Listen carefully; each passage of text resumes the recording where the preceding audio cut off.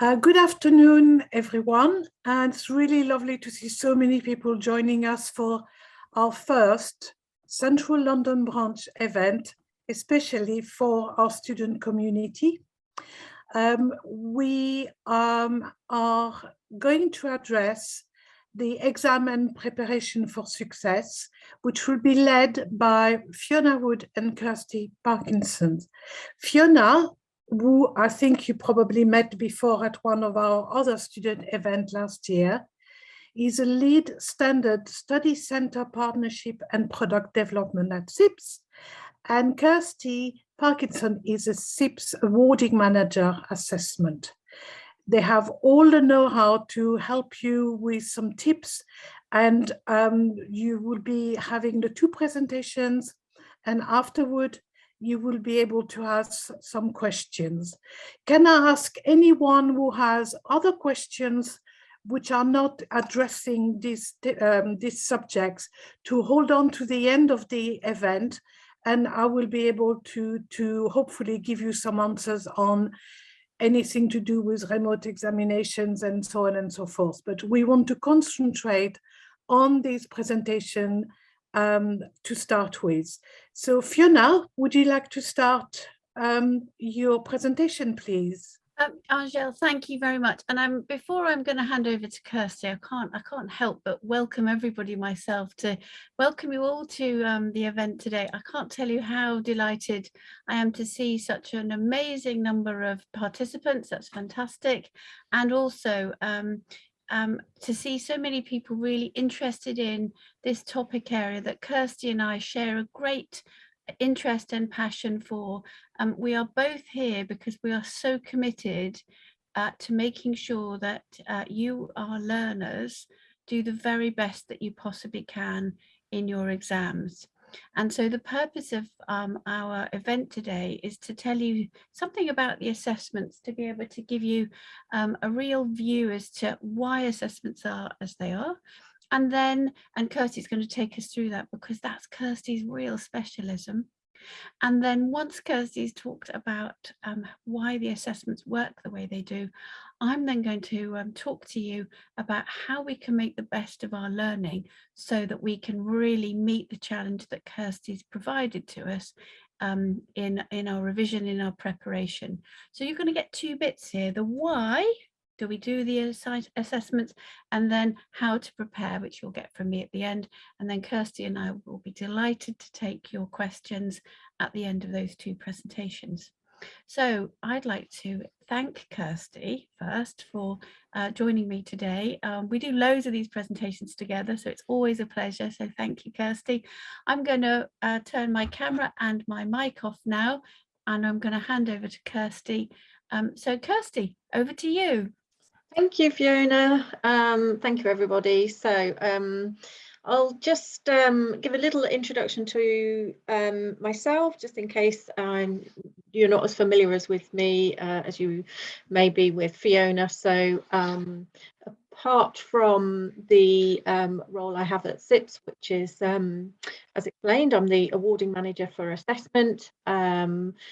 Recently, I've done a postgraduate with Cambridge University, and we've also done a lot of work with Cambridge Assessment on the way we built our assessments within CIPS to make sure that we were sort of going with the best ideas out there. So we'll talk to you a little bit about that. But my background is a mixed bag, although I've always been, if you like, a quality manager. I have worked within the procurement sector, so I worked for Associated British Foods, and I was, although I was a quality manager, I was based within the procurement team there. One of my key functions was working with the Associated British Foods vendor assurance team. So I've been all over the place doing all sorts of audits and what have you on supply chains.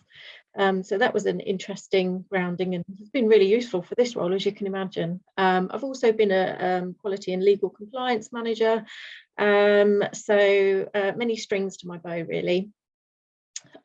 So without further ado, let me talk less about myself and let's talk about assessment. So let's talk about the purpose of assessment. So we have these elements about assessment making judgments of learners' progress. It sets a standard. It supports the selection for your roles, and I'll summarise all this for you in a moment in case this isn't making sense on its own. It gives accountability for the institution, and it's integral to your learning. So what do we mean by all of those things? If you think about how that qualification is used, how do we use the qualification? So it leads to MSIPS. What does that mean? What judgments do we make about people who have MSIPS? So if you think about that for a moment, and you can see it makes up all of these elements, we have a certain judgment that there is a standard that is set. It is a judgment about the progress that learners have made, and that links back to the global standard. What sort of level of competency do people have? So it supports the selection for roles, gives a level of accountability, MSIPS and our ethical drivers for that as well, and hence it's all completely integral to what you're learning. So I hope that makes sense in terms of what the purpose of any assessment is about, what judgments are made on the back of that assessment. Okay, so thinking about that, we then started to, as you will be aware, we started to redesign the assessment with the to sort of future-proof the way we do this. And we introduced the objective response questions, which you may otherwise known as multiple choice, and the constructive response questions, which are the essay style questions. So you can see at levels 2 and level 3, they're all objective response. And then the combination starts to change as you go through the levels. So at level 4, there's a fair few of the objective response, and then we've got 2 of the constructed response. We've got the same pattern at level 5, and then at level 6, as you can see, we've got more of the constructed response that are within the core modules. So why did we do this? So there is a myth out there that objective response can't be used to test application, and that's not actually true. It can. And I think the fact that I'm saying that gives you a good clue to the preparation that you need to do for objective response exams. It's no different to the preparation you need to do for constructive response exams. You still have to learn the same content, and you still have to learn it in the same way. The style of the questions is going to be different, but what we're testing is still the same. So if you were taking a level 2 exam, you might expect that we will test a mixture of your knowledge and understanding. So what sort of things can you remember about what you've learned and how you've understood that? Level 3, there'll be a little bit about what you can remember, but there will be more about what you can understand and something about what you can apply. At level 4, there'll be more about what you can apply, a little bit about understanding, not very much about just being able to remember. It's much more about the application. And like I say, it doesn't matter whether it's constructed response or objective response. We write the question so that we are getting you to use your reasoned judgment to arrive at the answer. So level 4, again, you're starting to get into more of an evaluation and critical thinking at level 5. And then at level 6, it's much more about the evaluation and a lot more about the critical thinking at the level 6. So what is the reason that we do the combination of constructed response and objective response? Well, it's quite simple, really. With objective response, if you think, say at level 4, you'll have 60 questions in your objective response paper. So that means we get to test a great breadth of knowledge. So if we go back to the purpose of this exam and the inferences people have of people who've passed their level 4, they expect you to know quite a lot of things. When we only use constructed response, we're not really testing that you know a lot of those things. We're taking a sample of it. So the objective response lets us know that you do know that breadth of knowledge that meets that kind of expectation and inference and use of this qualification. The constructive response, on the other hand, has a different purpose, because people's expectations, again, are not only that you know lots of things, but you know them well. So with the constructive response assessments, we can test a real depth of knowledge, and it gives you an opportunity to really show us what you know, and you know, really how that, what sort of ideas you've got and how that applies in your world as well. So that's why we have that combination of the two assessment methodologies. Okay, so what other sort of tools do we use in assessments? So we use these scenarios. We usually have 2 scenarios or perhaps a data source in the constructed response papers. Of course, in the L4M8 module, we have a scenario for every single question. So the reason we do that is providing a scenario really helps us test that application and gives you the chance to demonstrate your own evaluation and your own thinking. And what we use with these scenarios, we may present a bit of a springboard just to sort of get your thinking processes working, or we might be presenting a problem that needs solving, or we might be providing some data to help give some proper evaluation in terms of maybe the size of the company that we're talking about, what sort of suppliers it deals with, what kind of spend it has. So we can use these tools to give learners a really good ability to demonstrate what they know.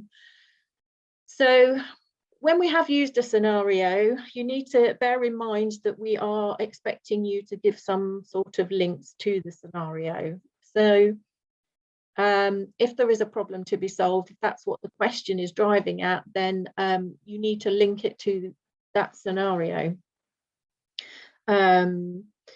Think about what's happening. What is the what is the company? What is the opportunity? What is the impact of the things that are happening? So, for example, if we'd written a scenario about a leadership style, we might have written a problem. A company is going through change. What kind of leadership style will be relevant to take that company through that change? So when you're looking at that scenario and looking at the answer, think about the impact this is going to have. Think about the advantages, and also think about the disadvantages and how it's going to apply to that situation. Caveat to that is always make sure you're answering the question. So try to stick to the topic. Don't spend too much time writing about things that we haven't actually asked. So, you know, you do always need to give good time and consideration to what the question is asking you to do. So we'll come on to that in a little bit. So what I'm going to do is now talk through some of the pitfalls, if you like, some of the things that we see in the constructed response exams, where people don't take the opportunity to demonstrate to the assessors that their knowledge, their understanding and their application. So one of the common things that we see, following on from what I've just been saying about those scenarios, is learners not really linking to the scenarios. So here's an example a quote from our principal marker report, and you can find these on the website on the student zone. So here we've got better answer used information from the case study in their answers, e.g. when discussing what type of tender or specification was appropriate. So that sort of links into what I was saying a moment ago. Another one might be a failure to support the answers with theory or models. So the quote that I've picked up from one of our principal marker reports is, although many answers had evidence of knowledge of cultural aspects in connection with the organisations, only a few presented relevant theory. This was from an L5M1 paper. So this is not about theory dump. It's not tell me all that you know about cultural aspects. It's about linking what's going on with the scenario that's presented to show the application. So what is the theory? Think about whether the theory is working. Does it link in reality? Are there gaps? What are the positives and what are the negatives? So those are some of the things and ways you can use theory, and also again connect that with the scenario where there is one. So moving on, a favourite, I'm sure, with any assessment, whoever the whatever the subject and whoever the awarding organisation, it will be around the command words. So here's an example from a principal marker report from L5M4. Weaker answers were often presented as a simple list of unsupported bullet points, so they lacked any supporting detail. Some answers simply listed the advantages and the disadvantages of each approach, i.e. they didn't provide an explanation of the characteristics of each. So to give you a bit more context on that, we don't have a huge array of command words. The most common ones that we have are outline, describe, explain, and justify. So if the command word was outline, to be honest, that's the sort of lowest or briefest, if you like, of command words. So that will either be used at level 4, or it might be used as part of a question. There will usually be something else that follows it, because outline really just means giving the main features of something. If we wanted you to write a bit more than just giving an outline, then we would use the command word describe.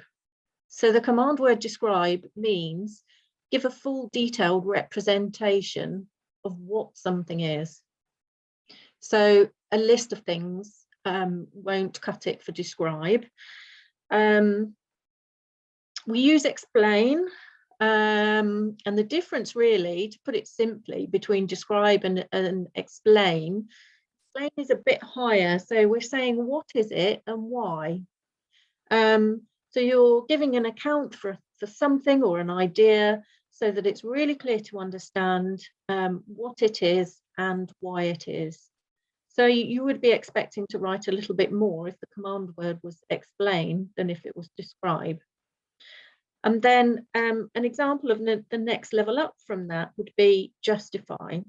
So justify is really about showing good reasons for decisions and conclusions. And, you know, within that, you might refer to other texts or other evidence or other models, for example. So think about those command words and think about it in that kind of hierarchy.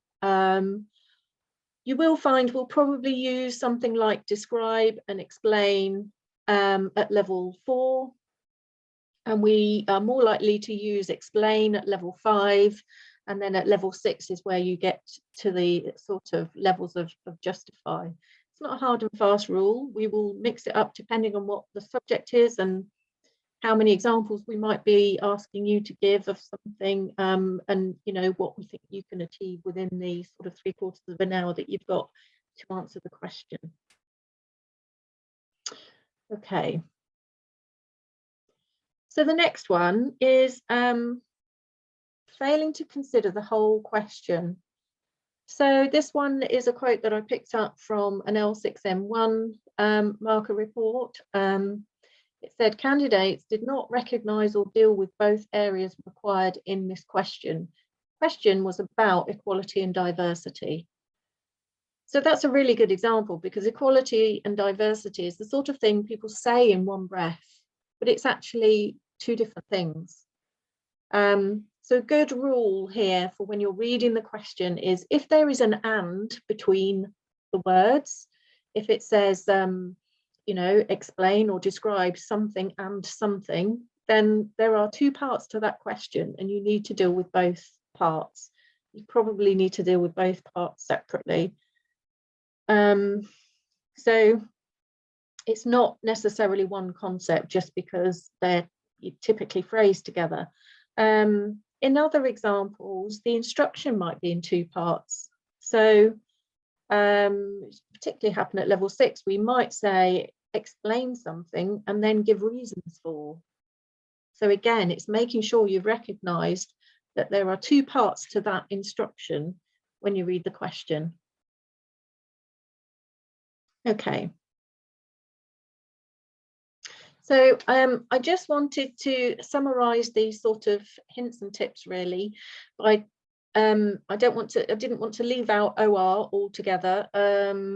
With the objective response questions, there isn't any particular there isn't great lengths I can go to at this, because what you see is what you get really with the objective response questions. The main thing is read the question carefully. And again, research does suggest that as human beings, we are inclined to make assumptions. Once we think we found the answer to something, we assume that fits our own narrative, and so we don't go looking for any other possible answers. So with objective response, when you're presented with the question, if the first option that you see, you think, oh yes, that'll be the right answer, don't just click on it and move on. Make sure you have read the full question. You've got plenty of time in the exam, so make sure you give it thought and look at all of the options. A good way of making sure you do that is by a process of elimination. So make sure you can eliminate the other options rather than just going for the first one that you see.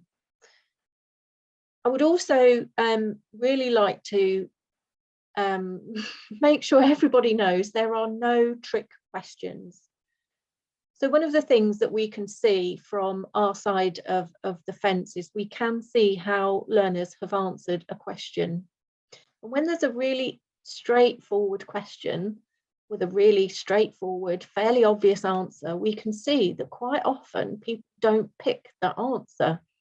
And I think, and research does suggest that people don't pick it because they think it must be a trick, because the answer was so obvious.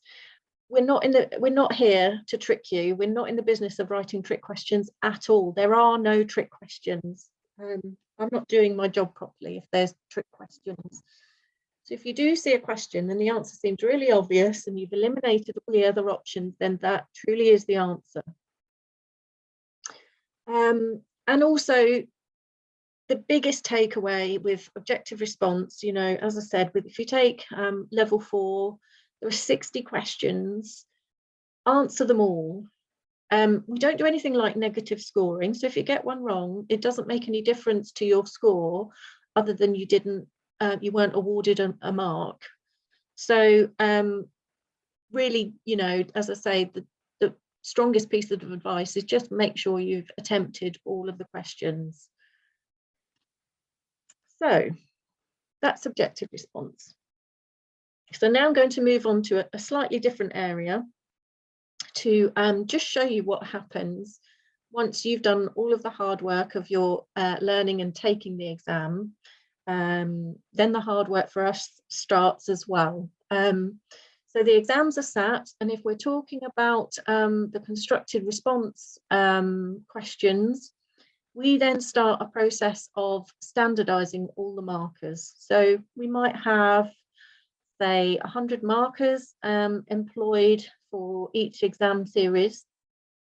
And they spend quite a lot of time standardizing, having phone calls, talking through the questions and the mark schemes and the sorts of answers that they are seeing from learners to make sure everybody is graded the same.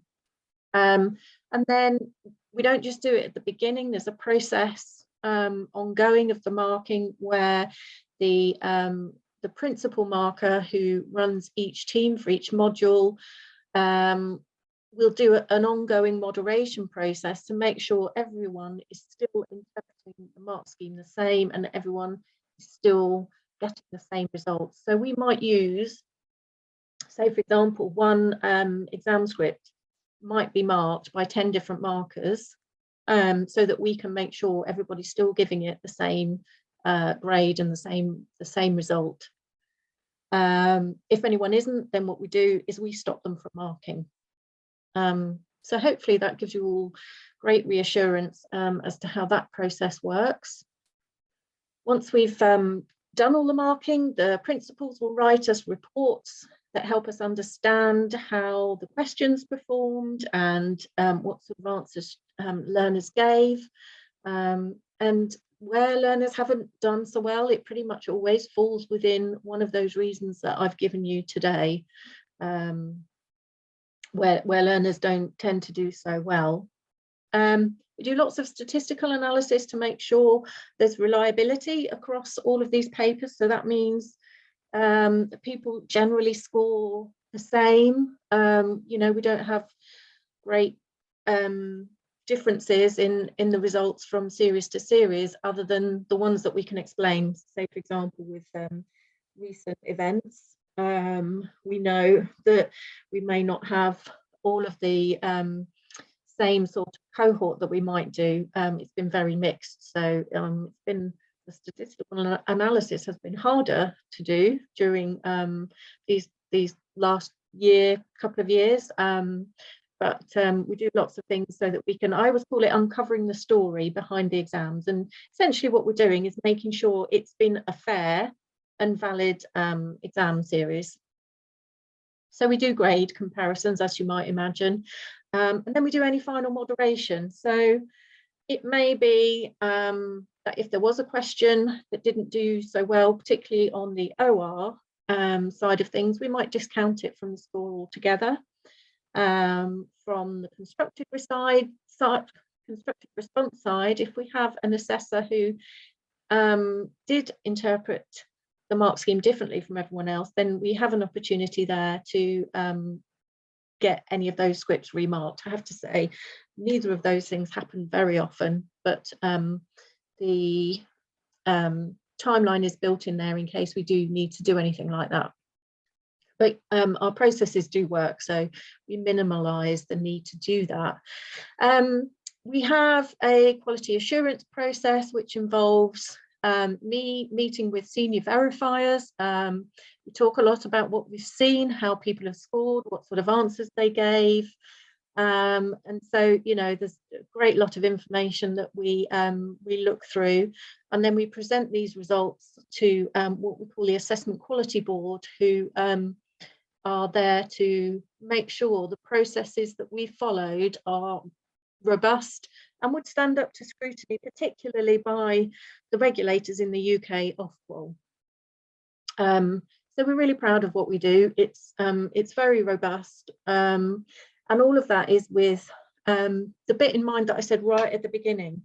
People make judgments about those who have MSIPs, those who have level 4 or level 5 or level 6 qualifications, and we need to make sure those judgments are reliable and they can continue to make those positive judgments about people who have the qualification.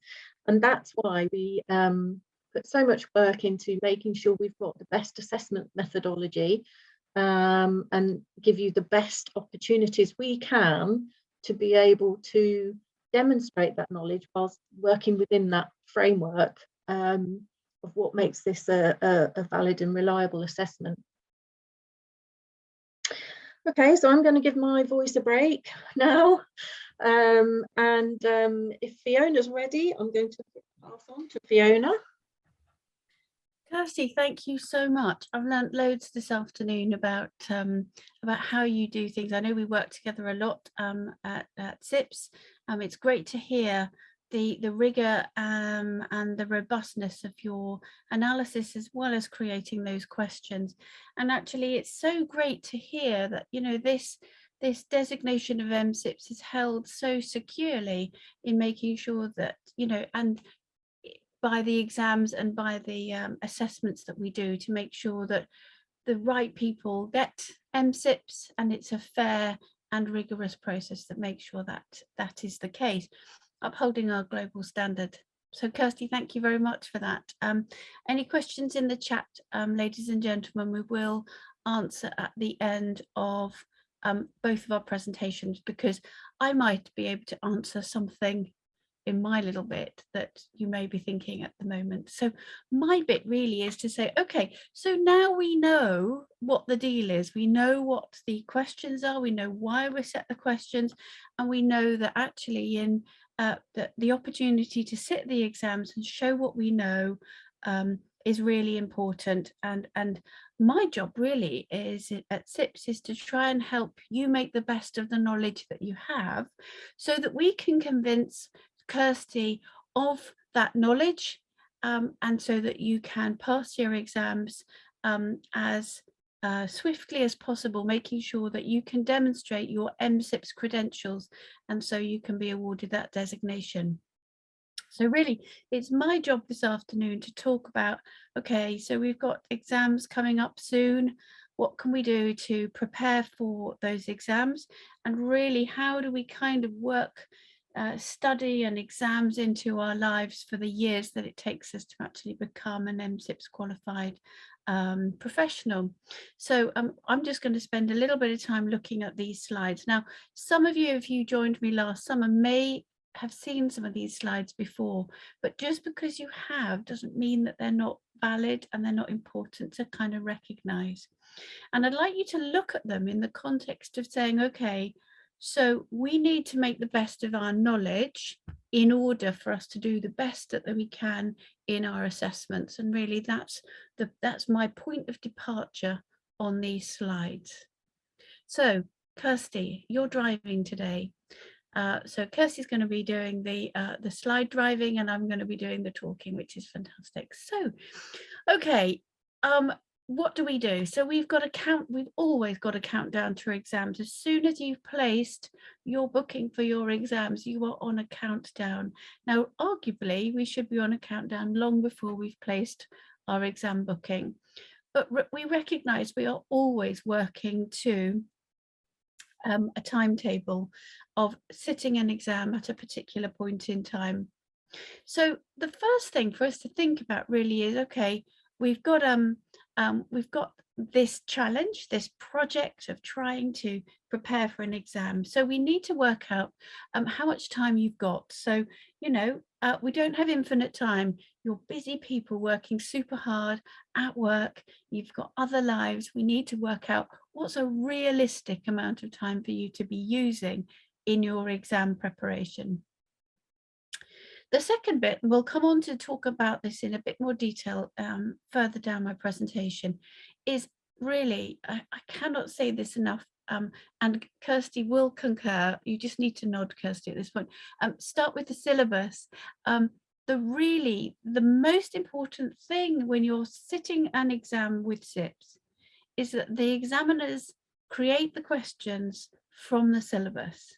They don't create the questions from the study guides, they look at the syllabus.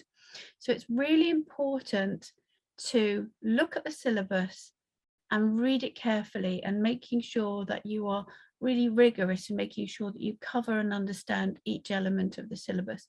We will come on to talk about that in a moment. The next thing we need to work out is identify what you don't know, and I will talk to you about how we do this and why it's so important to identify what we don't know. Okay, so then we've done all of our planning. We know how long we've got, we know what we need to learn, and we know what our gap is between what we know already and what we need to, where we need to get to in terms of all knowledge covered. So at point 4 in my little cycle here, then the hard work begins in terms of doing the hard work of reading and making notes in the study guide and using all of the other different resources that I will point you to later in my presentation. So then there's the read and make notes bit. The next bit is summarizing and mind mapping. Now, I know I've sat my CIPS exams. I know exactly the challenges of writing and writing notes. You'll end up with pages and pages of notes. And that's really important that you have those notes, but to summarize those so that you can learn them and make them meaningful and make them stay in your head is the next step. And the last bit is around setting questions for yourself. And you might think, why would you do that? Well, actually setting questions for yourself and actually you challenging yourself to be able to answer questions on the content that you've just learned does two things. It really provides some motivation for you to really see that actually you've made some progress. And the second thing is to identify if you really have still got some gaps in your knowledge. We're going to come on to talking about each one of those elements in a bit more detail right now. And Kirsty's going to click onto the next slide. Thanks, Kirsty.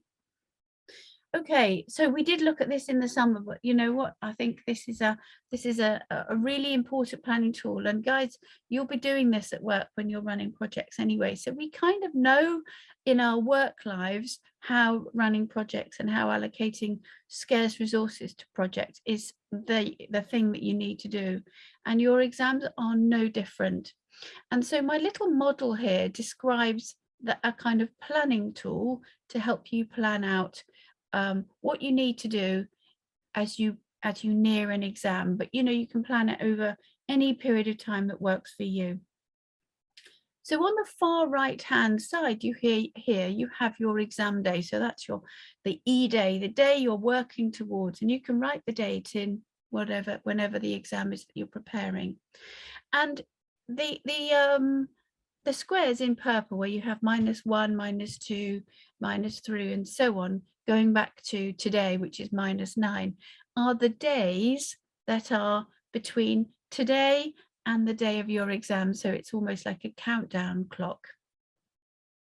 So actually highlighting the how many days you've got to work with really does do a couple of things. Super focuses your attention, but it also recognizes that, you know, it's not far to go, and so can really motivate you to just keep focusing for that little bit longer. The next thing you need to do is think about, okay, well, what's a realistic number of hours for me to actually spend preparing for this exam in a particular or a typical working day. And for my example, I've worked on 2 hours during the work week. So that would be for me, that's Monday through Friday. I think I can allocate 2 hours of exam time for my studies. And then I think I can realistically identify on day -4 and day -3, I can allocate 4 hours because those are my weekend days where I think I can allocate a bit more time. You'll notice I haven't said that actually from 5 in the evening when you may have finished work till 10 or 11 o'clock at night, you're going to use all of that time. And I wouldn't advocate that particularly, because you've still got to live, you need to rest, you need to eat, and we'll come on to talk about, you know, balance in your study life a bit later. But for the purposes of this little example here, I'm allocating 2 hours per night. So I've added up a total number of hours through this model, and then I've actually identified my learning outcome focus. Now, you'll know that this is a 4 learning outcome module I'm studying here. So I need to make sure that I allocate the same amount of time to learning objective 1 as I do to learning objective 4. Really important that we don't kind of front load and spend loads of time on LO1 and LO2 and then forget LO3 and LO4. When I was teaching, this was a common problem for students, was that they read the front of the book really, you know, in great detail and ran out of time to tackle LO3 and LO4 adequately. and really you're giving away marks when you do that. So this model really does allow you to focus and allocate an equivalent amount of time, an equal amount of time for each of those learning outcomes. And why we do this is that, as Kirsty was explaining earlier, our assessments are equally weighted across all of our learning outcomes. So why wouldn't we make sure that we are equally prepared for each one of these learning outcomes? It makes a lot of sense. And as I've said on this slide, leave some time for eating and resting, seeing your family, and thinking a lot. And we'll come on to talk about thinking and reflection a little bit later on in my presentation. So that's our planning backwards type of tool that can really help you focus your attention on the job in hand without it really getting too stressful. Next slide, please, Kirsty. Okay, this is a very important part of your planning and preparation. And really, I call this embracing the syllabus. As I explained earlier, our examiners set their exam questions from looking at the syllabus. They don't look at the study guides, they look at the syllabus. So it's really important that you know the syllabus and you know which elements you need to cover, right down to the indicative content, which are identified by little kind of points within the syllabus. Also, embracing the syllabus gives you an opportunity to kind of map out your electives at level 5 and level 6. And when I was studying, I was really interested in kind of international procurement and what have you. And at that time, there was an international procurement module that I was really excited to study. And that gave me some motivation that, yes, I need to get there, and I'm planning that ahead. So mapping your electives, talking to your employers about what electives would work within your organization would be also really helpful. So once you've embraced the syllabus, you can then create your study plan, because you will have you'll know exactly the kind of size and dimension of the qualification and just how much you need to learn. It might be that you're able to book some time from work, so you've got clear days to be able to support your learning. And as I've tried to explain, planning your study into the rest of your life is really the best way to embrace the syllabus. It's very difficult to put the rest of your life on hold and do these qualifications. Much better to do them at a pace that works with the rest of your life, because that in itself is motivating. Okay, so once we've embraced the syllabus, Kirsty, we need to turn to the next slide. So, but before we do, let's just map the theory to practice. So what I would like you really to think about is, when you're doing your learning and when you've kind of looked at your syllabus, you'll see that we ask you to think about lots of different models, lots of different ways of undertaking procurement or looking at leadership, or indeed looking at your external environment. And what's really interesting is to consider, how is the CIPS way, how is this articulated in our syllabus, and how does it play out, and how is it demonstrated in your place of work? And thinking about why those differences occur and how those differences occur is really important, and it does two things. The first is that it really helps you become familiar with the CIPS content, because you're thinking about, how does that theory relate to the practice at work? And secondly, by thinking about what's going on at work and then comparing that back with practice, it really helps you understand your own organization a lot better, and it can help you have some really rich conversations with colleagues and with your boss and with others around why things are as they are. So you become a better procurement person because you understand your organization much more deeply. So we've now embraced the syllabus. And I showed you this slide last summer, and I'm going to show it to you again, because I know this is an absolute steal in terms of helping you prioritize your very precious time. Now, what I've done here is that I've created a spreadsheet of the syllabus, and I've literally copied it from from the PDF document. I've downloaded it, copied it from the PDF and put it into a spreadsheet. And what I've done here is that I think this is a level 5 example here. What I've done is I've put level, the learning objective 1, which is understand, analyze and apply management and organization approaches. And then I've got a bit of indicative content here in these bullet points that you'll see here.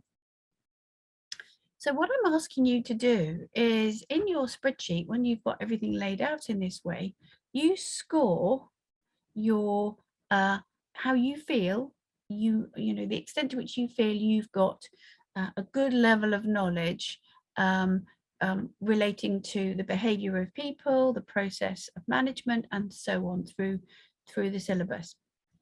So 3 is a score that you would allocate, for example, where you say, yeah, I'm pretty confident, I know this stuff, I feel okay about that stuff. 2 and 1 are areas where you're thinking, I know quite a bit, but I'm still not sure about everything. So I do need to do a little bit of revision in these spaces. And clearly 0 is when you haven't got a clue what that bit's about. And clearly there's a gap in your knowledge. So what we're trying to do here is work out what you don't know. So once you've scored everything from kind of 3 to 0, and you can pick whatever range you want, but in my experience, keeping it simple kind of works the best. Once you've scored your knowledge and how confident you feel about the knowledge you've got, then you can start to prioritize. And you'll see in the column where it says, where do I start my revision? I've got a number 1 highlighted here. Now I obviously start this bit first, or about organizational metaphors, because this is the bit I don't know about. So this makes me focus on the areas I know least about, and so that I spend my time and effort working on things I don't know, as opposed to revising things that I do. This makes sure that you're then going to make best use of your exam, because all learning objectives will be assessed. So this prioritization tool then says, okay, well, I'm not going to start at the front of the book, therefore. I'm actually going to turn to the pages related to organization metaphors. I'm going to be looking at resources that I've been issued by my study center or by my college or what have you.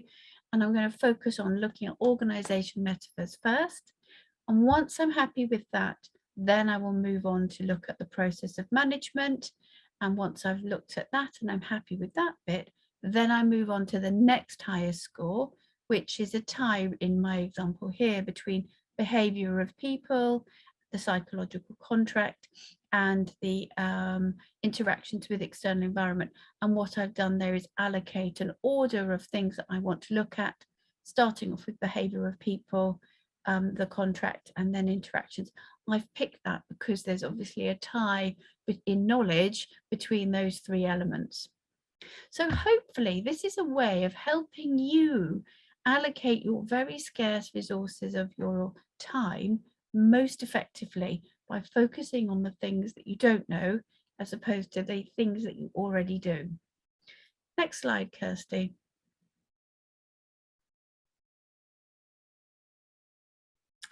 Right, okay. The reflection and taking the time to think has become something that many of us have had pause to think about over the last couple of frenetic years. We have all been so busy, and procurement is, by its very nature, frenetic and busy jobs where we've got lots of things on the go. So when you're doing your revision, it's really important to think about, and you're learning generally, it's really important to take the time to think about the implications of what it is that you've learned. How does it relate to your experience? How does it relate to the organization that you're working in, or indeed organizations that you've had dealings with in the past? So really taking that important time to think. You don't need to be at your desk necessarily to do that thinking. And I know many people that find that actually a quiet walk without talking to anyone is a really good way of enabling those thoughts to come to your mind, and for you to really reflect. Give yourself time to make connections. And I've actually heard, you know, a number of learners that I've worked with in the past, actually during these walks that they would do, they're talking to themselves or talking out loud, trying to explain things, giving them, you know, explaining, using the connections. This is good because I know this because, and the impact of this particular model would be A, B, and C. So that time to make connections is really valuable.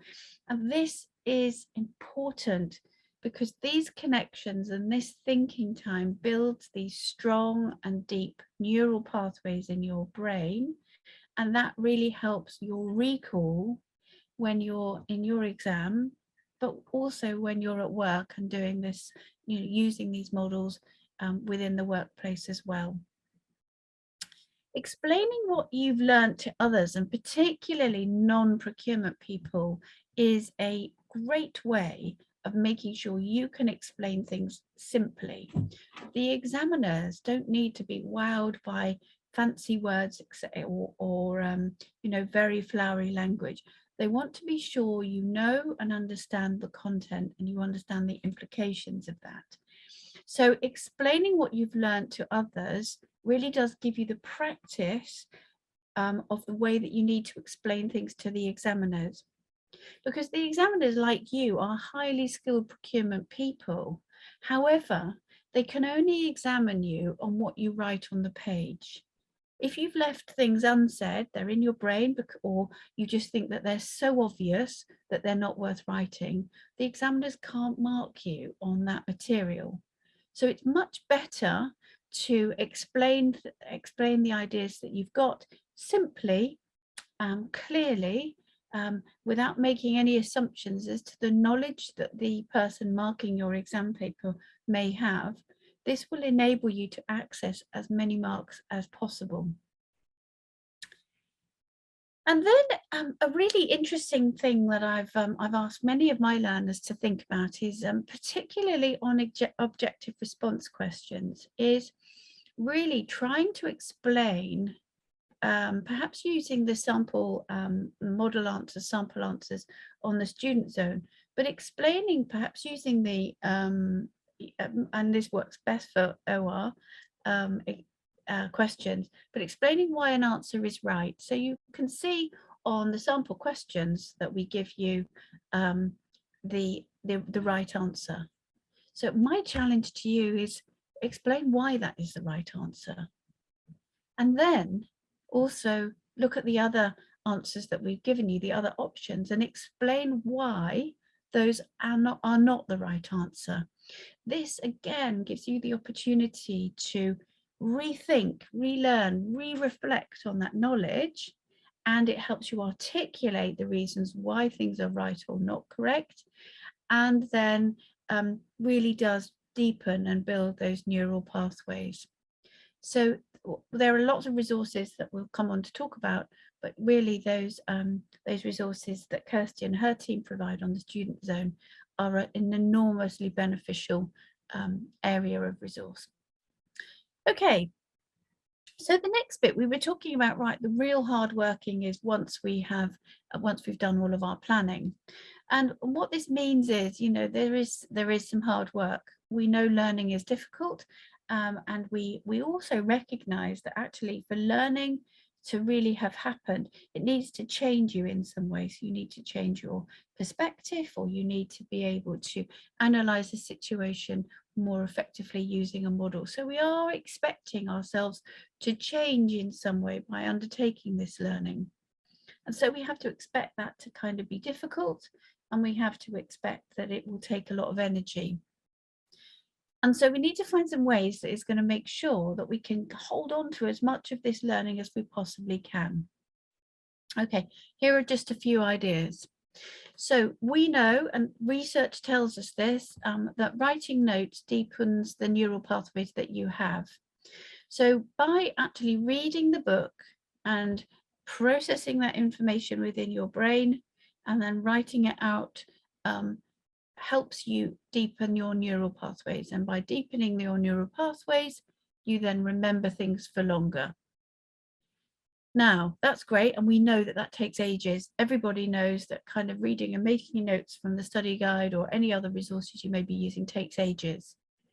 But it takes ages because you're learning as you're going along. So it's a really important way of doing your revision as well. And unfortunately, therefore, nobody else's notes are quite like yours. Your journey, your knowledge, your experience, culminating in your notes, make them absolutely personal to you. So actually, borrowing anybody else's notes, whilst can be a good way of kind of shoring up your knowledge, really the ones that you make for yourself are really so much better. So have confidence that writing your own notes are the right thing for you to do. When you're doing mind maps, and here is an example that if you were joined me last summer, you would have seen. And this, I really love this mind map because it explains the importance of colour. You can see here that different parts of this mind map have got colour within them. And actually the colour sometimes can help with your recall. And I remember doing exams where I'd mind mapped things using colour, and it was really, I closed my eyes and I was able to almost remember the image of the mind map and find the areas in my mind that I needed to use in order to answer a particular question. So don't underestimate the power of colour in your mind maps, because it really can help recall. Acronyms and sayings can really help, and if you know someone that's really great at finding or devising acronyms, use them to help you. I'm not very good at creating those sayings and acronyms even, but if you do know someone who is good and they're studying with you and they can share their insight with you, absolutely use them. They can be really helpful. And putting things into poems, putting your things into kind of ways of remembering things that create interesting triggers in your brain are really great for making sure you hold on to that information. And as I told you last summer, highlighting is an interesting activity. Many people are off highlighting vast portions of their study resources. But our research really shows, and this isn't CIPS's research, this is research that's undertaken by a number of really esteemed institutions, the Institute of Education, Oxford University, and many academics. Research has been done a number of times to see the extent to which, if you highlight something, do you remember it? And actually, the research tells us that highlighting in and of itself does not actually help recall. You can highlight if you go back and write some notes against it and actually do something with that information, but just highlighting in itself won't help your recall. So do something with that information once you've highlighted it, if highlighting is your thing. Last plea around mind maps, really, certainly as you move to level 4, 5 and 6, you're needing to start to create links and understand patterns between topics, and mind maps are really great at kind of identifying where these links can be created, and this then deepens your understanding of the CIPS content, but also helps you kind of think through implications of any particular issues. So it really does help you think about case studies, etc. So I'm a firm believer in mind maps. It might be that you're not a mind map sort of person, which I understand. It is worth giving it a go though, and seeing if just creating little mind maps for little bits of content may help you. Thanks, Kirsty. Okay, Kirsty and I were having a really interesting conversation earlier on today about setting yourself questions and making these as difficult as you can. And you might think, why would you do that? That's just unpleasant. And why would you make yourself set really hard questions? Well, there have been people thinking about how people do learning for a long time. And Vygotsky, who is an education kind of whiz who has been writing for many years, talks about something called the zone of proximal development. This is really, actually, he says, and he's his theories have been researched very thoroughly. He says, set yourself the hardest possible question, because that really stretches your learning, really stretches your understanding of your topic area, because it's the stretch that makes you really, really extend and understand. So that's how your understanding becomes so much deeper, is putting that stretch in. So really write questions that you can make as difficult as you possibly can.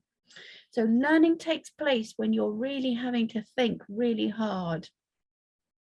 Even if you get, you know, a quarter of the way through a question that you've created for yourself and you get stuck, that's absolutely fine. You're still extending your learning. So look up the rest of the answer if you're not sure.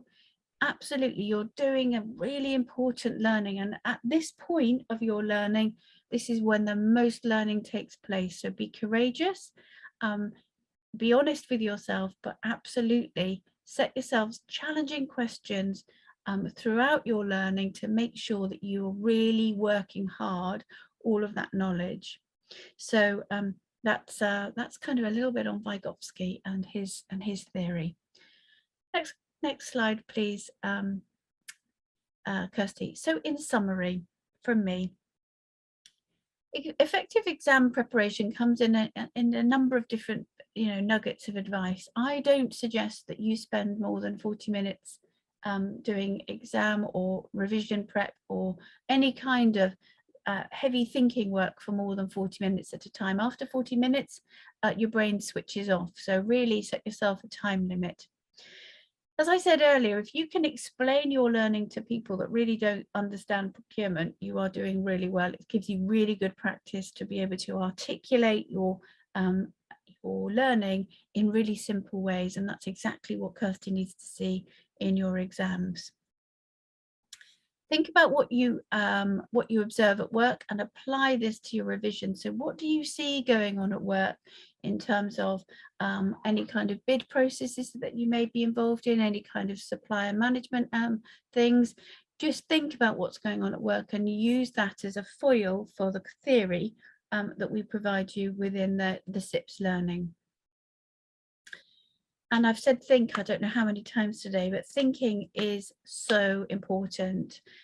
Think about what you've read, go for a quiet walk, even just stare at a blank wall and reflect on what you've learned and what you've read so that you can process it.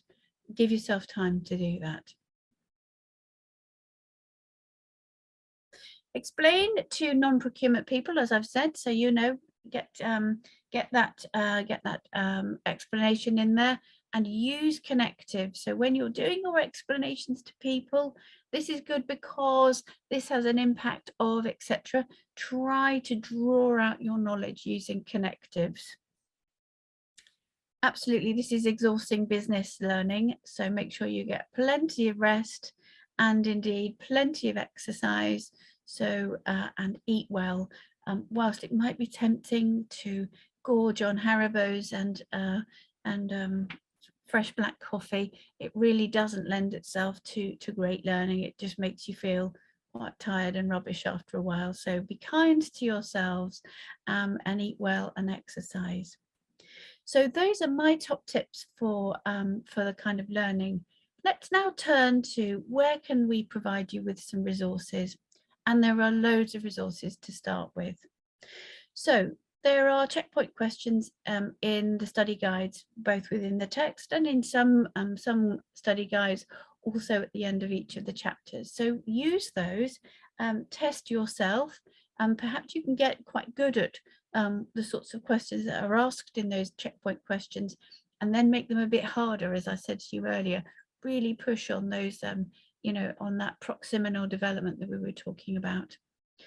Kirsty's team do a fantastic job in creating sample questions for us, and we did a big update of those last summer. So really go and have a look at them. They're free to access, and really, whilst there's not millions of sample questions, do two things. Number one, look at how those sample questions are created and create some of your own. And that will then help you ask difficult questions, but also use those sample questions as a foil, as a means by which you then explain why the right answer is right and why the wrong answers are wrong, particularly with regard to the OR type questions.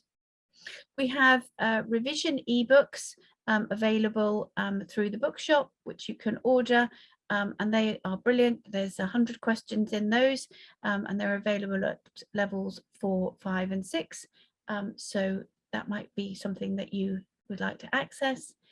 There is CIPS e-learning also available through the CIPS bookshop. Your CIPS membership will enable you to access the CIPS hub, the CIPS intelligence areas, all of the CIPS knowledge, and there are so many resources for you to reflect on. And lastly, the CIPS supply management magazine, masses of information there. There is information within the magazine, and then there are all the pricing indices as well that really can help you rationalize and think about what you've learned in your learning. So masses to start with. And do you know what, though? The most important resources are the ones that you create for yourself. So whether it's your flashcards, whether it's your questions that you set for yourself, really this is where the true learning occurs. So we're just providing you with some scaffolding to get you going.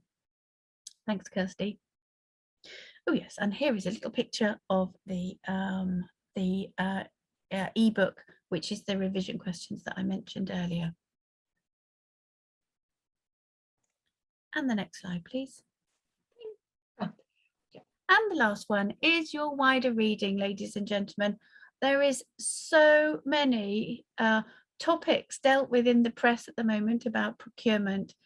You honestly have, the world is your oyster, and we know that we're in a growing and busy profession. So the BBC have even got a transport page within their BBC News website. So look at business cases from a range of contexts to increase your breadth and depth. The chances are you won't be in the same organisation or sector for the entirety of your career. So there's real opportunity there to expand your knowledge, find out about how different parts of the supply chain work, and be curious, because there's a lot of exciting material out there to review. So that's it from me. I hope some of that was helpful, and I'm handing back to Angèle for Q&A. Thanks, Angèle. Well, thank you very much, Kirsty and Fiona. A very, very informative presentation, and I'm sure the students attending this event will get a better understanding of what they have to do, what they need to do to be successful in their exams. So I think what we want to do now is looking at some of the questions we've been posted, and I'll leave you to answer. I'll read the question and I'll leave you to answer them. And then once we've done that, because the question were posted a while ago, we can then open the discussion to other questions people may have to ask. Yeah. Perfect. So the first question is, are the slides, the webinars, going to be available for download? So I suppose it's your presentation, and yes, they will be. Yes, we can absolutely. These slides are absolutely available. Kirsty and I will put them into a PDF format and provide those. That's no problem at all. Wonderful. Sorry, Angèle, there's a question before that. Oh, go for it. So it says, would you suggest taking CR exams towards the end of study period, or take OR exams first, or other method? I can answer that one. It depends. So if you take, for example, level 4, I actually think, L4, M1 is a good place to start, and L4, M8 is a good place to end. So I don't think there's really any advantage to be gained from doing one or the other. It's really about looking at the purpose of the modules which it will tell you in the front of the syllabus what the purpose of the modules are, and something like L4 M8 is really beneficial to do at the end of your L4 M8 journey, of your level 4 journey, because it's about sort of taking all of that knowledge that you've learned and gained so far and being able to apply it. So there's no one size fits all answer to that, really. And Kirsty, I would agree with that. So we've designed the study resources within CIPS so that students can use the study guides to start at any point. So it depends on a couple of things. So certainly from a OR/CR perspective, it can be something about exam skills and where you feel confident, but also about subject areas. It might well be that you are much more knowledgeable about certain areas. So it's thinking about what works really for you. But I would also concur with Kirsty. There are certain units, and particularly L4 M8, that really does lend itself to be towards the end, not always necessarily the very end of the level 4 course, but towards the end, because it is very much a practical assessment. And so without some kind of knowledge of other areas within the syllabuses in level 4, it makes that assignment and that assessment really quite challenging. So I would think about it from that perspective, but there is no specific route that CIPS would advocate. It's absolutely up to the individuals. Thank you. Sorry, so there's a part 2 to the question. It goes, outside the study guides, how much other reading should be done? I think Fiona touched on that. And what online resources can you share with us to help learn, mind maps, study tools, tips, etc.? I think Fiona, you've answered that already. Okay, so so you'll get a copy of our slide deck. Really, study tips are so personal. It kind of really does depend on what individuals need for themselves. But we can provide, there's a whole range of resources that CIPS provide from a content point of view and from a study skills type of point of view. Then that's why we do these webinars, to really help students focus on the areas that they need to, that concern them. I wanted to ask Kirsty a question, or maybe you could also explain the importance of, at level 6, to do L6M4, which is the theme towards the end. Yeah. Can you explain or give your... Yeah, I think you're giving yourself the very best opportunity you possibly can if you do it at the end. Because with L6M4, it's about your thoughts on procurement, what's going on in the profession, what the impacts are going to be on the future of the profession. So it'll be a bit about your research and also what your thinking is. So as I say, the best time to be able to do that is when you're when you've completed the other modules, because you'll be the best informed at that point. I don't know if Fiona's got anything to add to that. Kirsty, I'd agree. And I think that L6M4 is actually one of the most exciting modules that CIPS offer. And when I was talking a bit about motivation earlier around, really kind of doing the bits that, excite you along the way, I think that L6M4 is a really fantastic opportunity to extend knowledge into areas that perhaps you might not otherwise look at. So it is really exciting. So time it so that you can use the knowledge from the rest of the syllabus, recognizing that, remember, L6M4 is part of our core syllabus. And I will also recognize that the electives are kind of standalone items. They call to the core, but, in L6M4, that's a core type of thing. So we would be looking at focusing that on core knowledge. So you might well say, okay, well, I'm going to complete that towards the end of my core and then deal with electives separately or afterwards. So there's lots of different ways of doing it, but certainly towards the end of your learning journey would be where it is most exciting and indeed most valuable. Okay, shall we move to the next question, which is, what is your advice to a student that does not touch type? Yeah, and well, I suppose it's easy for me to say don't worry about that too much. I don't think many of our learners will be touch typists as such. It's not about the quantity of what you write for these exams, it's about the quality. So if you focus your efforts on reading the question and answering the question and some of those tips that we've gone through today, focus your efforts on that. If you're worried about your typing, then just give it a little bit of a practice, because you know, as you get practice, you'll build your confidence. But you don't need to be writing reams and reams and reams. This isn't, you know, we don't set questions that say, tell us everything you know about steeple analysis. You know, it's a much more focused thing than that.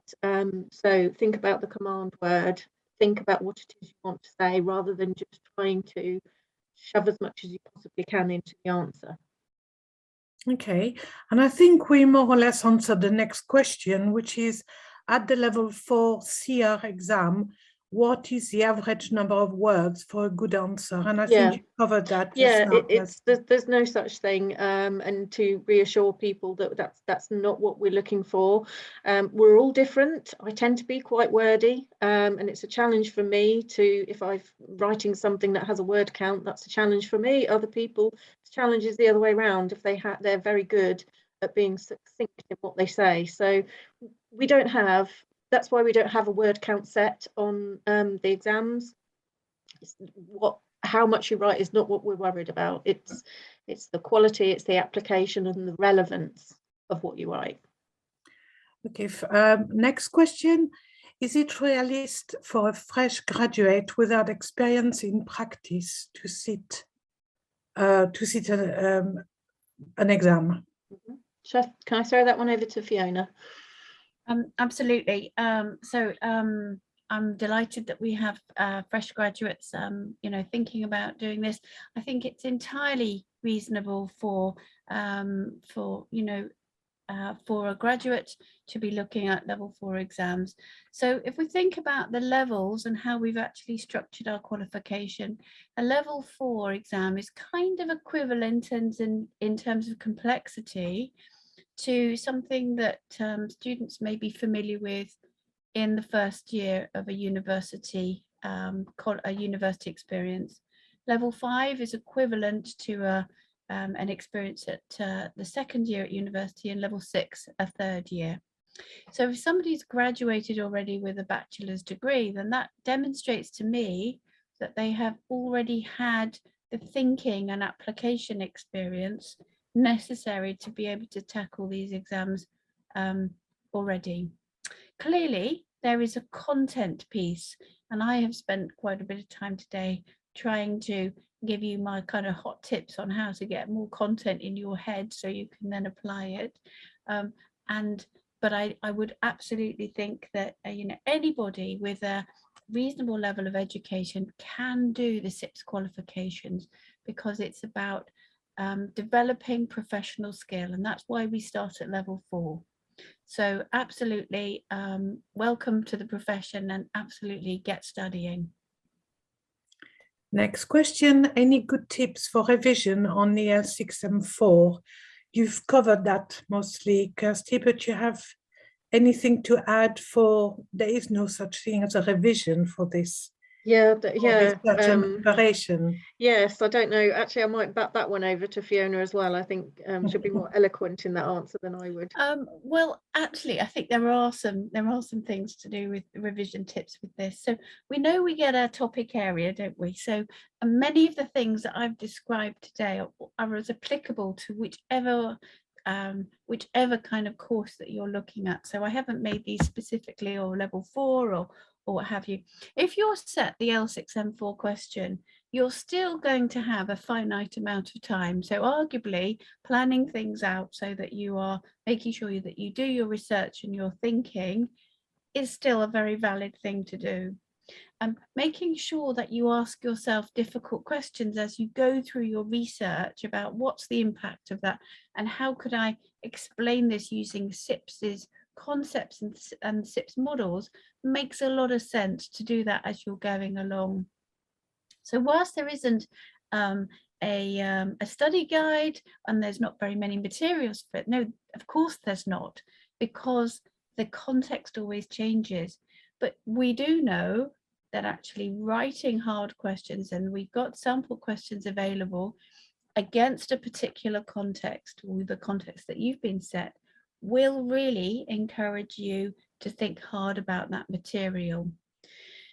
I would also just like to mention, because Kirsty and I had a very interesting meeting with groups of teachers on L6M4 last year, and we were talking about the need or lack of need to buy specific L6M4 books and resources. We were concerned that there may have been expectations from learners that they need to go out and spend lots of money on buying lots of new materials. And the answer is you don't. The answer is it's about the quality of the research that you do and the application to the CIPS concepts and theories that's really important. Kirsty, do jump in if I've misquoted you at any point. No. But our view is that, you know, it's about application, and it's about that thinking. So the logical chains, the thinking and explaining to non-procurement specialists, using the models, all of that kind of stuff will really prepare you well for that exam. Sorry, lots of words there, but hopefully that was clear. Thank you, Fiona. The next question, I find it very hard getting back to study, something after almost 10 years since graduation. After a long working day handling work pressure, it is hard to concentrate. Any personal advice? Tips? Oh, I do. Absolutely. Oh my gosh, yes, you're traveling my pathway too. I know it's really, really hard. Now, a couple of hints really in terms of this. Now, I know that work's tough and you've got lots of other things in your life. So first thing to make sure is that you get home and that you've eaten and you're comfortable. So, you know, try not to study when you're starving hungry, because you'll never think about anything but what you're going to have for supper that evening. So take some time, make sure that you've eaten and you're comfortable. Sometimes there's a bit of procrastination that goes on when you start to study again, and you just think, oh, I don't really want to do this, or is the anticipation is sometimes worse than the reality. So what I ask my students to do is to do something very basic to start with. So I might and I would encourage you to perhaps read a small a paragraph of something that you think is interesting. Maybe it's an article in the BBC, you know, keep it light, just make it interesting. Start with something that's super interesting, read that article, and then think about, what's this telling me and how might I apply that to what I learn at CIPS? So this is, you start from a point of interest and then you follow that into the course as well.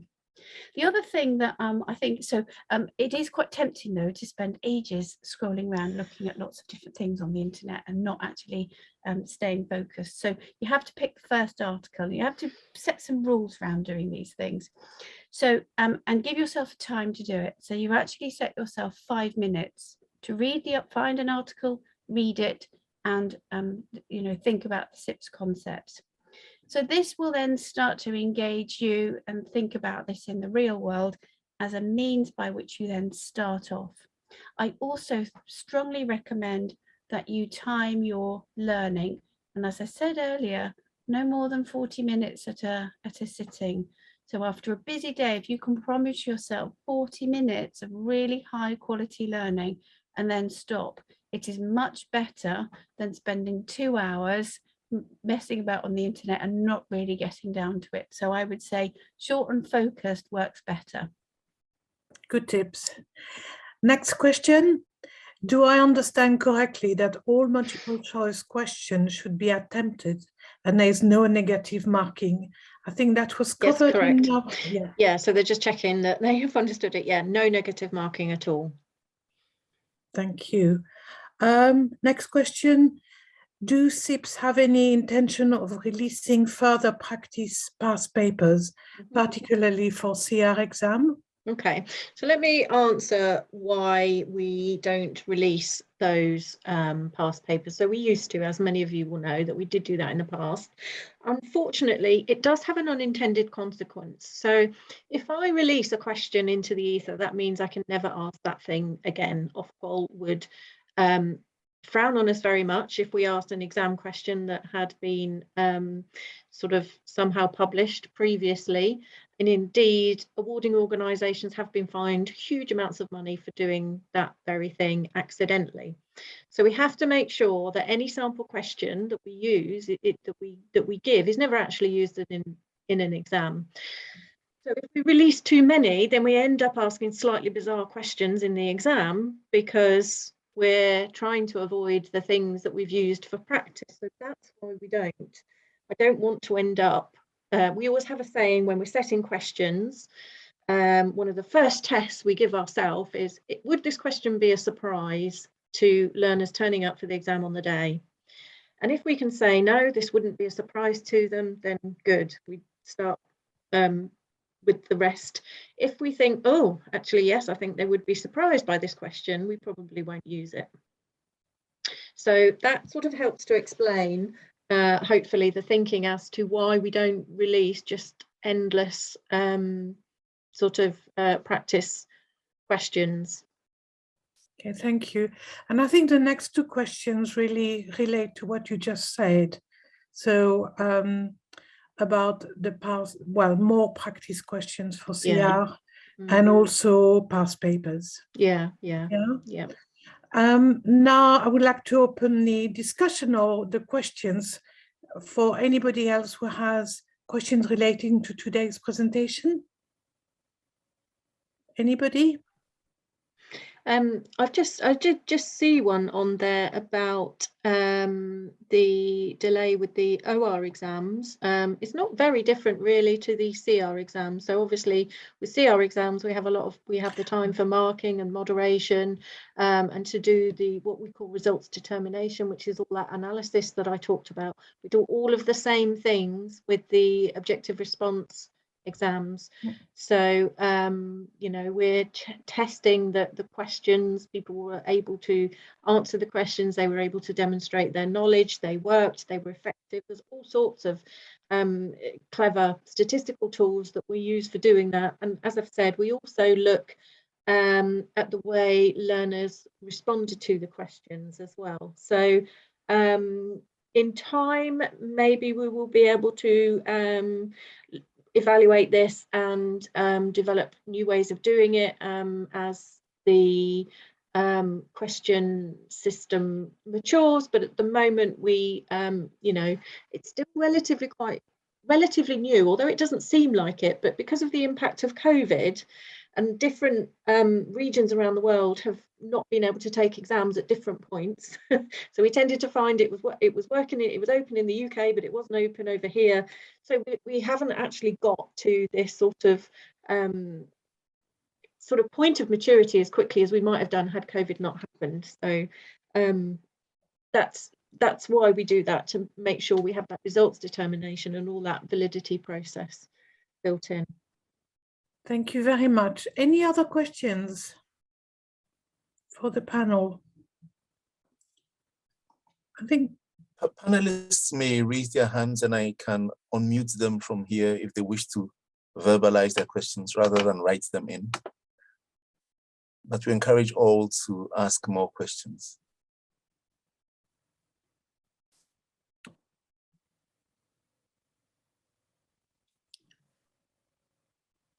It has a question. Hi there. Hello. Hi. Is any part of the CIPS syllabus due to be updated at any point within the next 12, 24 months or so? Or when is the next update due?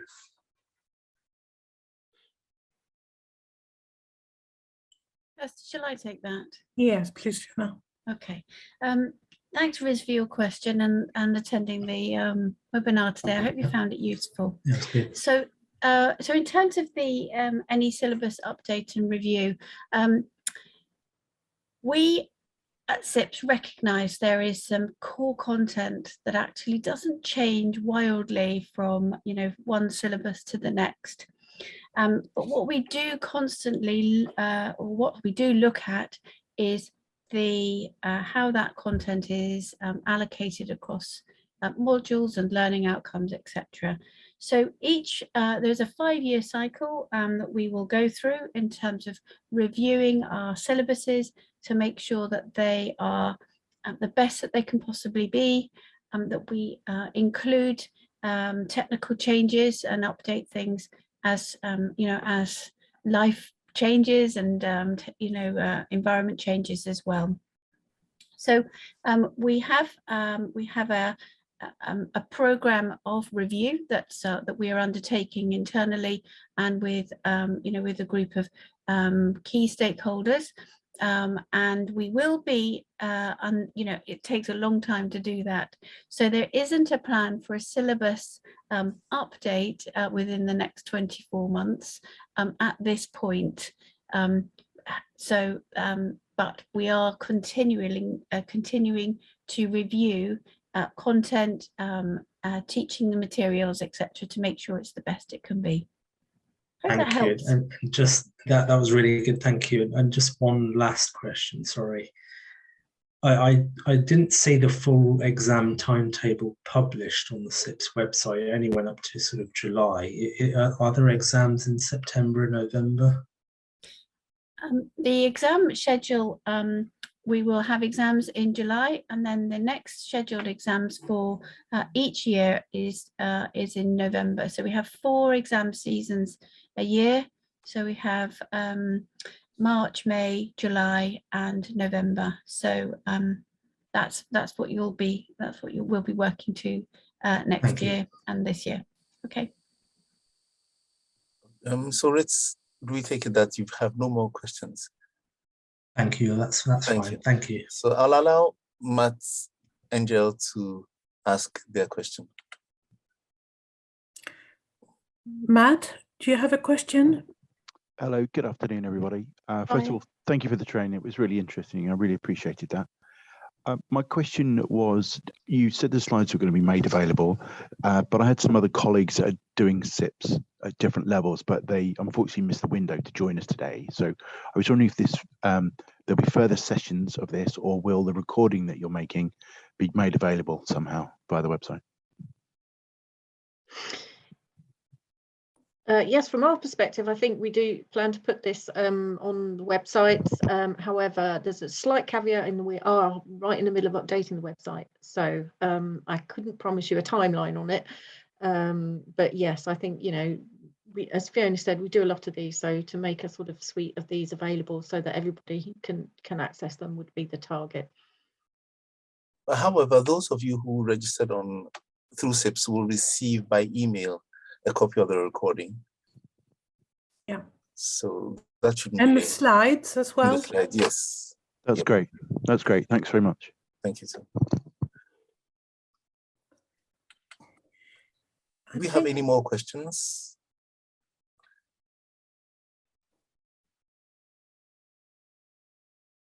Can't see any, but there's a question. Hold on.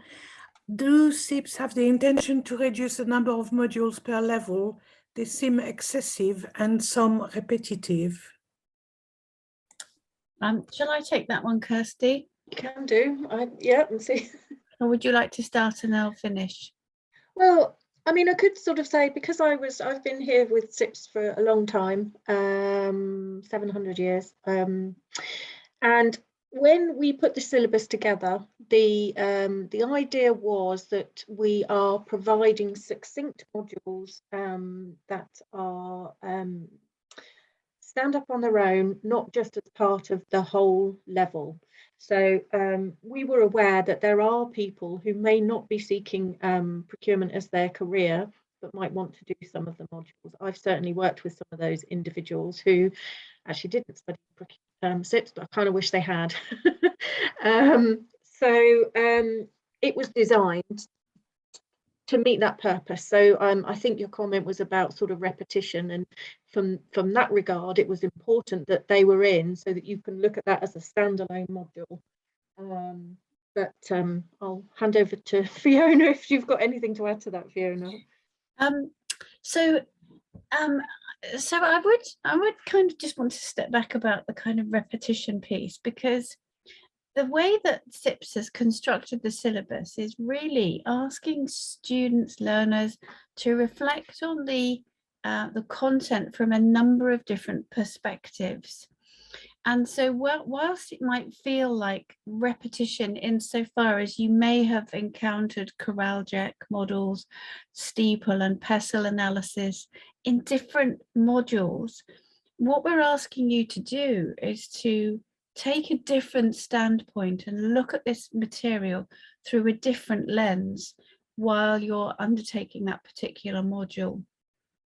So this will ensure that you kind of have a view of, you know, from each one of your key stakeholder groups, and it will also allow you to actually reflect, looking at particular content focuses as well. So perhaps on negotiation, perhaps in looking at category management, perhaps leadership and management. So it's really important to think about the perspectives that you may be taking in each one of these modules and looking at it from that perspective, as opposed to there is repetition, because of course we're using the same modules, but we're asking different questions of those models and of that course material. Kirsty, have you got anything to add? No, I agree with all of that. Yeah. Okay, hopefully that's helpful. The following question is about these, following on from the syllabus review. There are a number of typos, headings on table the wrong way around, etc. in the CIPS textbooks. Are you planning on providing second editions which address these issues? Yes, for level 4, we've identified a small number, but an irritating number of text or model issues that this question addresses. Oh, it looks like Fiona's lost connection. Fiona. Yeah. Yeah. I know she's she did say she might have issues with her connection. Oh, she's back. She's back. Oh, hello. Can you hear Hello, me? you're Yeah, back. we can hear you.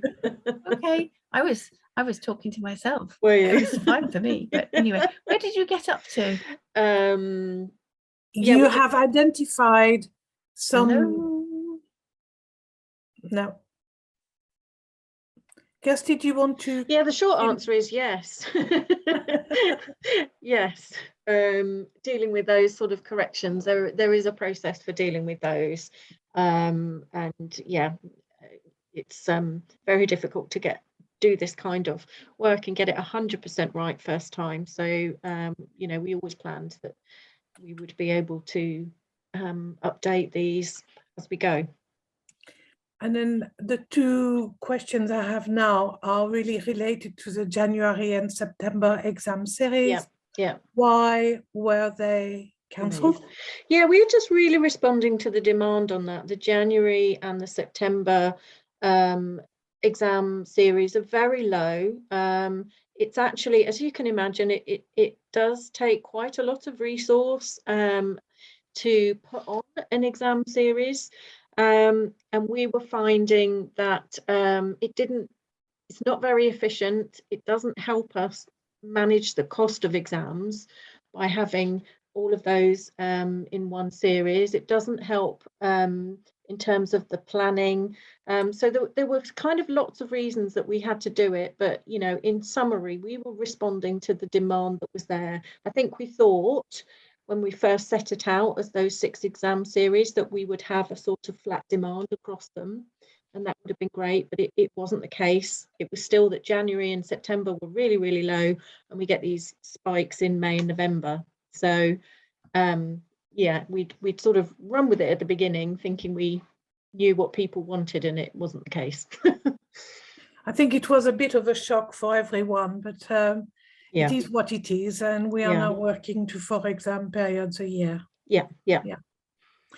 I think I've covered all the questions. Adi, do you think I missed something?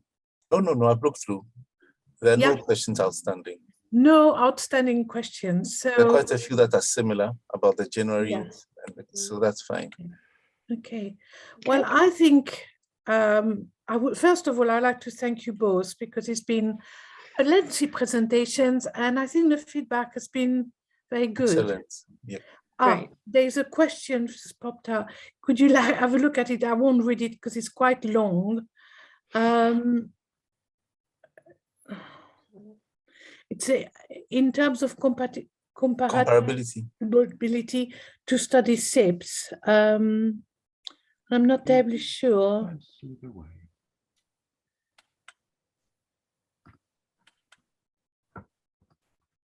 Oh, that's, I think, something to do with apprenticeships. Right. Okay. That's about, Robin, this is about apprenticeships, and this is a requirement. You will need to complete English functional skills, English and math. This is a requirement not from CIPS. The gateway for apprenticeship from the schemes. Institute for Apprenticeship. Absolutely. It's very clearly defined in the apprenticeship standard. Now, if you have completed your English and maths at level 2, you won't have to redo it. But for those who have not, it is compulsory. It's a requirement of the apprenticeship. You may have studied English as your first language, but you need to prove that you've achieved certification at level 2. I suggest you take that question to your apprenticeship provider and try to get them to discuss this with you or explain to you what you need to do. But you shouldn't send, you said you send a certificate, but the certificate has to be sent to your training provider, not CIPS. The apprenticeship is the responsibility of the Institute for Apprenticeship, not CIPS. If you have an issue, take it with your training provider. Is that right, Kirsty? Yeah, it's absolutely right. It's the same with all the apprenticeship standards in the UK. They all want that maths and English qualification, and yeah, lots of us. I'm glad that wasn't the case when I was at school, because it took me a couple of goes to get maths. But yes, we need to be able to. The people that want to follow that apprenticeship route need to be able to demonstrate that, to their training provider. Robin, you mentioned the person from CIPS is asking you to do this. Is your apprenticeship, your training provider, is your training provider CIPS? If that is the case, then take it with a program coordinator and they can explain to you what you need to do. Yeah. Okay, well, I hope I've answered this question as much as I could. I think Fiona has disappeared, but Kirsty, thank you so much. That's okay.